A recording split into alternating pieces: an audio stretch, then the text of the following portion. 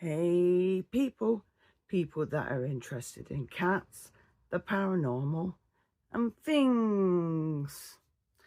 Yes, for the Monday's video, I'm in a different place. Instead of me being in my creature room, I'm in my bedroom at the moment. So I am still under the weather, but that's just one of them things that can't be helped. So today's video is around creatures, but it's a little bit different. I just find that when people get not just domestic pets, but obviously tropical pets, that they don't always consider certain factors. And basically, I'd like to try and address some of these things.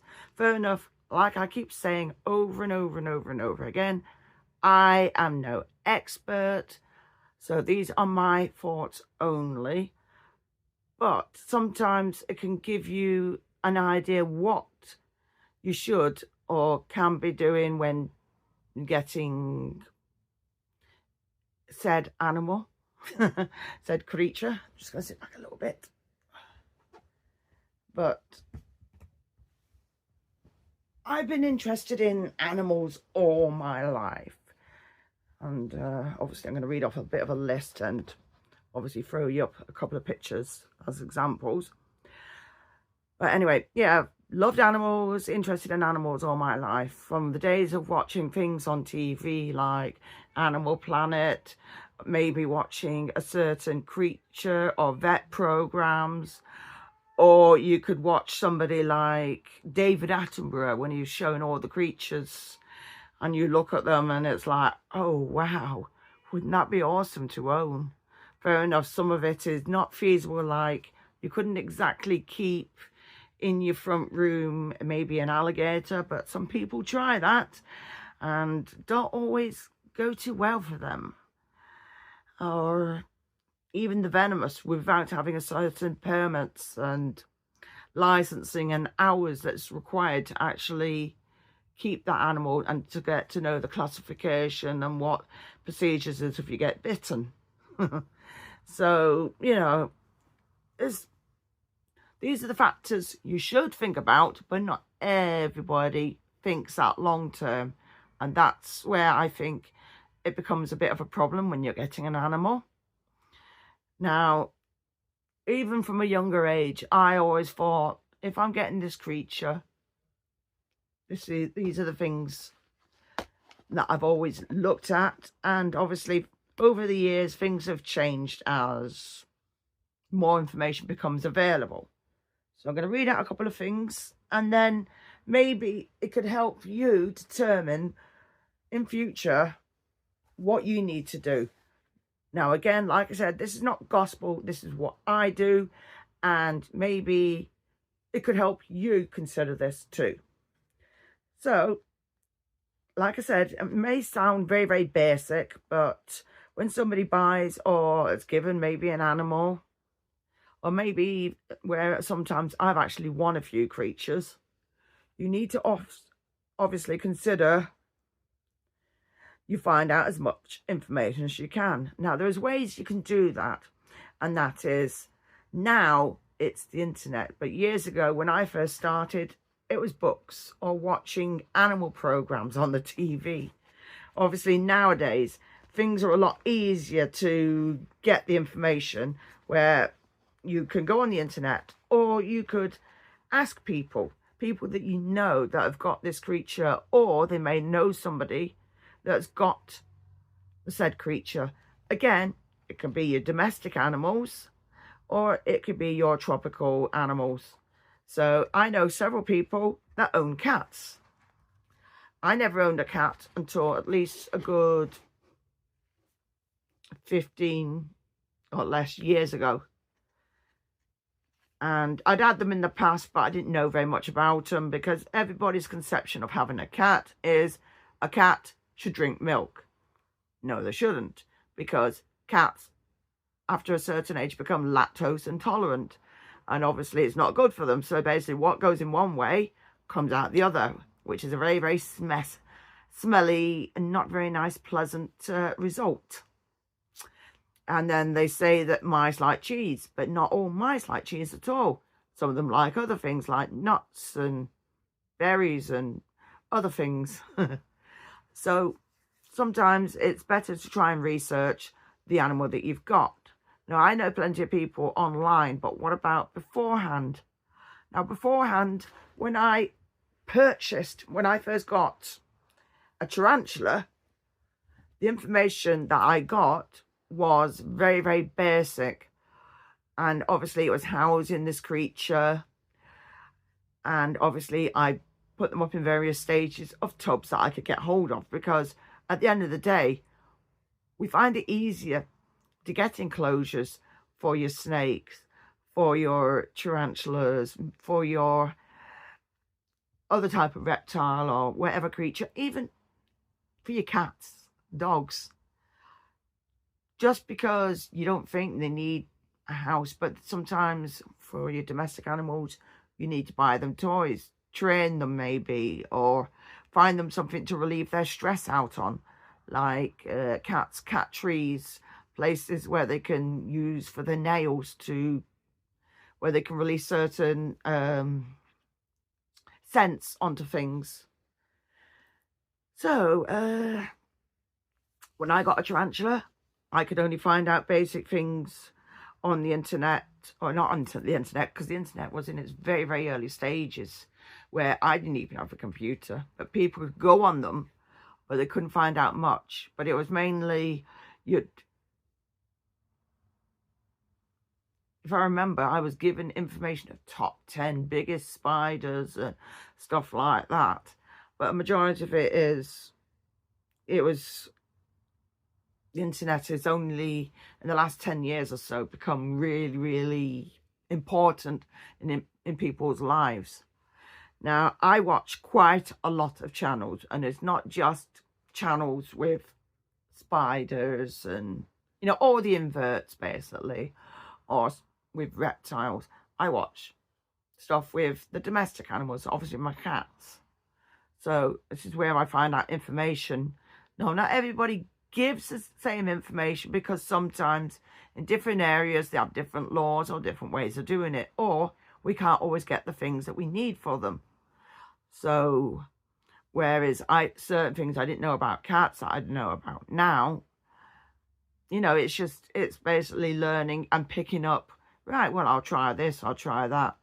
Now with spiders, tarantulas, we was given the information that you could put things like sponges in the water bowl. Yes, I know. Or sometimes using like cotton wool buds, not wool buds, like you know, cotton wool pieces, and you put it in there, soak them, because it'd say your spider will drown. But nowadays it's just maybe a little bottle top, or maybe a little small water bowl that you fill, and your animal obviously, or your creature, will go over it and drink the water.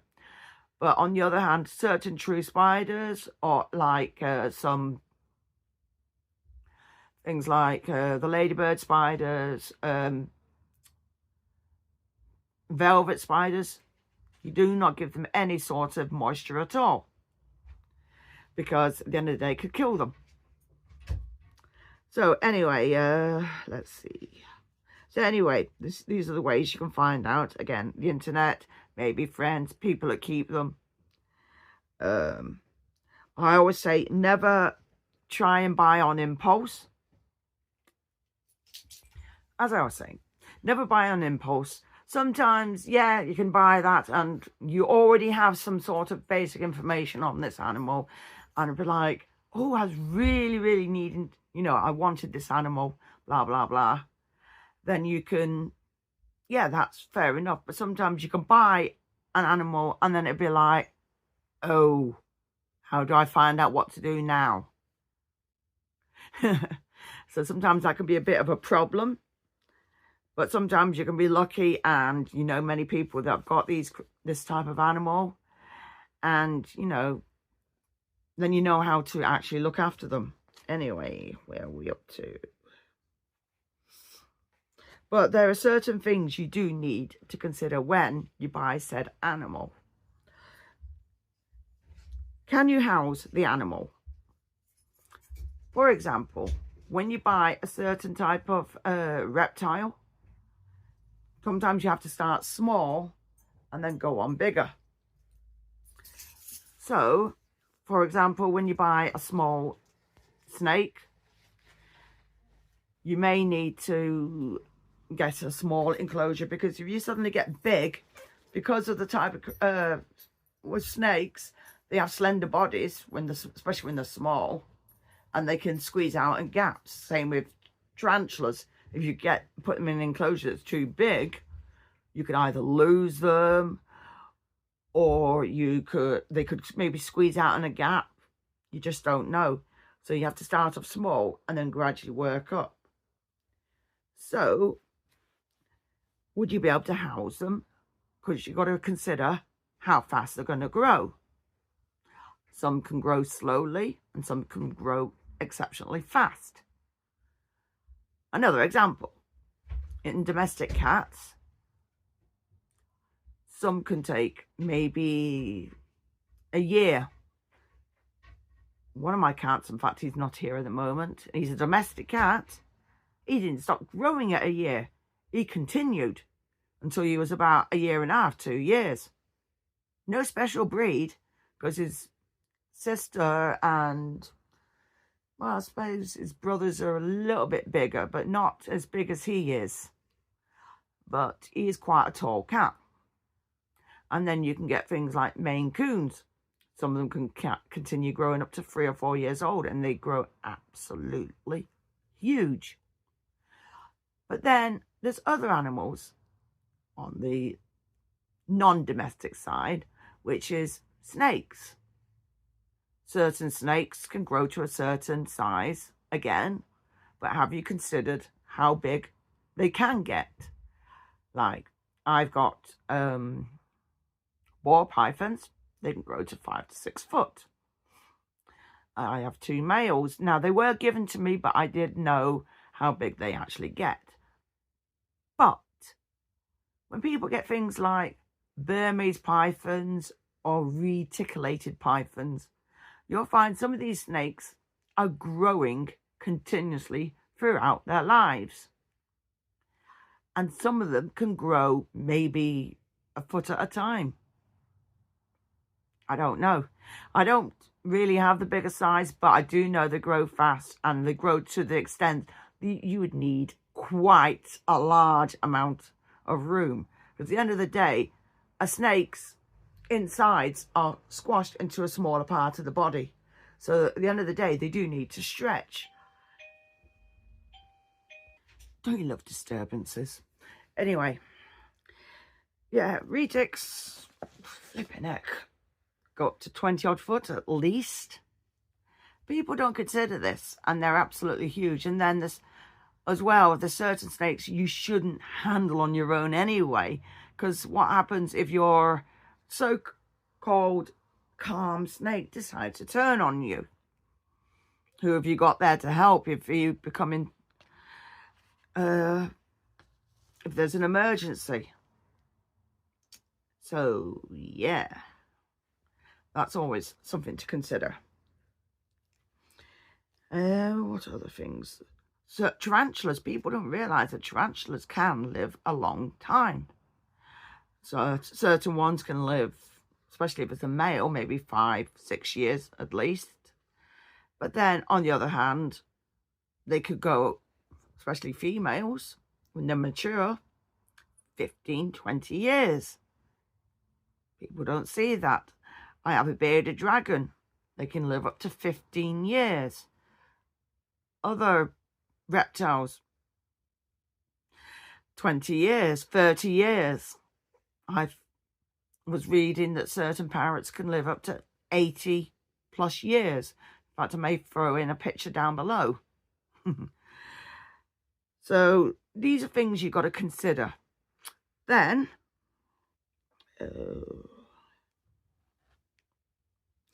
is it easy to purchase the food for your said animal? Now, we've had certain things over the years where things are shut down, so things would have to be bought online. But also, when you've got things like tarantulas, I've went into breeding the food for myself. No, I'm not eating it. They are. I don't want to eat it. But at the end of the day, it was lucky I was breeding the food for them. And any that I had that was younger, I was pre-killing them so they could enjoy their food.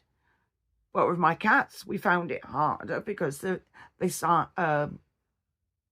were only putting so much stuff on the shelves. So we was having to constantly buy in advance just in case we went to the days where we couldn't get the food that we needed. So we was doing that. But then what if you keep certain creatures, insects possibly, you were needing to go out and maybe, if you didn't have any in your own garden, privet, bramble. So these are other things to consider. Let's see, what else? Then again, when you've got the creature, it is always advisable to still, no matter how long you've had that animal, creature, to keep researching them, because information becomes available all the time. There's certain ways that things have been changed over the years, like I said, where putting sponges and cotton buds or cotton wool into the water bowl, which is nowadays frowned on, because obviously it contains certain bacteria that could be pretty fatal to your animal. There's things like fountains that you can get for your cats or dogs. But years ago, you couldn't buy all of that. But now you can, because it's easier to purchase these. And I do actually have a fountain for my cats, but at the moment, we're having to move things around so we can access the electricity point. So it's always best to continuously research. Sometimes maybe the name or the genus of your creature, they may change over the years. They change the scientific name. It's annoying, but they do that. Then you need to know what to do when your animal is ill. Now, obviously, when it's your domestic animal, you can go through certain procedures to know what to do when they're ill. If they can't go to the bathroom, then you know what to give them to help them to go when they can't. Or if they show certain symptoms and you're like, well, what do I do? You go to the vet. But sometimes it's not always easy to access one with your tropical animal, because one, it's either costs stupid amount of money, or two, you may not even have one local to you. So what do? Do you know people that have got these creatures? What have they done in the past? Have they had that problem? Sometimes, again, people are constantly chattering about what to do, how to maybe quarantine them if they need to be, so they don't infect your other animals. People have had to do things like maybe worm snakes. How do you worm them? What do you do if they can't go to the bath? Oh, sorry, when they come egg bound. I don't know how to do that, but not saying that. I'm not going to be breeding any of my snakes anyway, and I'm not going out of the way. But not everybody thinks that long term. Or sometimes people, I've heard that have brought animals back from the brink, even if it's an arachnid. I've heard, oh, they've sat there and they've nursed it day after day after day to make sure they've got water, make sure they're moving, breaking up food. But not everybody will have the time or wants to spend the time to do that. But these are things you've got to consider.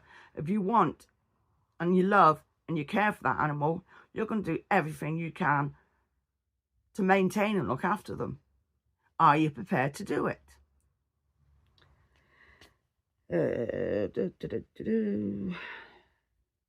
What happens if you become long-term ill? have you considered if you become ill, you cannot no longer look after that animal? Well, you can't exactly just throw them away, but some people do.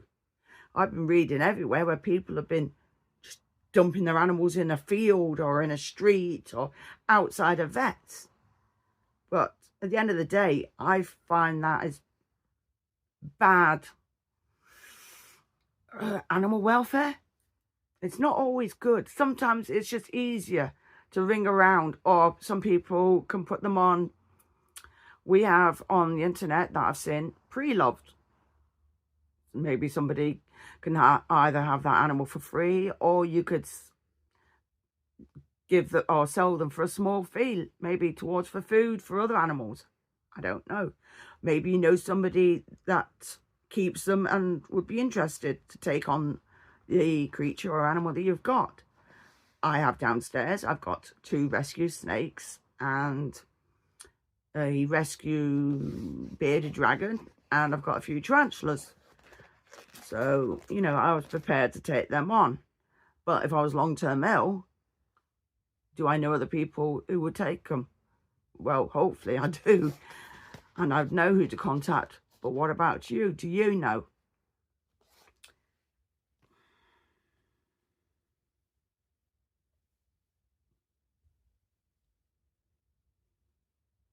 Also, people, what they need to consider is, I find an awful lot of people who live in a property have got all these animals, but they rent the place that they're in. Sometimes certain things could happen, and the landlord or landlady, or it could be like an organisation possibly, could say, well, you can no longer live in this place. Would you be able to find a place that would be accepting, or would let you keep these animals in their property? Because not everybody's going to be happy about it. This house is privately owned, so in one way I'm lucky. But when I lived in my previous address, they weren't happy that I had a few cats. Didn't matter how much I cleaned, looked after them, they just didn't like it. It was seen as a problem, and constantly wanted me to get rid of them. But now I no longer live there. They can't say anything. But even though I've got less cats now through aging or illness, I don't consider really getting any more, even though over the years I've been constantly asked, do you want this? Do you want that? And I've had to turn around and say no. Otherwise, I would, if I could, maybe have an animal fostered. But then again, it might not always be easy, because it may not get on with the other animals, and they have to be considered too, since they were here first and they have pride of place. I know it's a long, boring video, but I've found over the years, like when I lived in an address about 10, 20 years ago, I remember somebody asking me if I wanted to take on one of their snakes, which turned out to be a Burmese python. And I just took one look at them and I'm like, your snake's got far too big for you, hasn't it? And it turned out the answer was yes. So basically they were trying to offload their animal onto somebody else, so it got changed from their problem to somebody else's problem.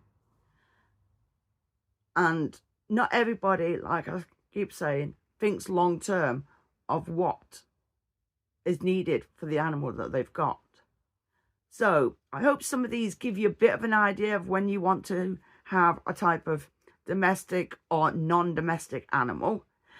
And hopefully we'll be back downstairs next time. It's just I'm not feeling so well, so I'm not really ready to mess around with an animal on camera, where I could end up making quite a lot of mistakes. I'd rather just take my time and do what I need to do, and it'd be a lot easier on the animal. So I'm just going down, feeding and doing the rest of the normal maintenance, and obviously spending time with Forrest. And she's like a puppy and needs a lot of love.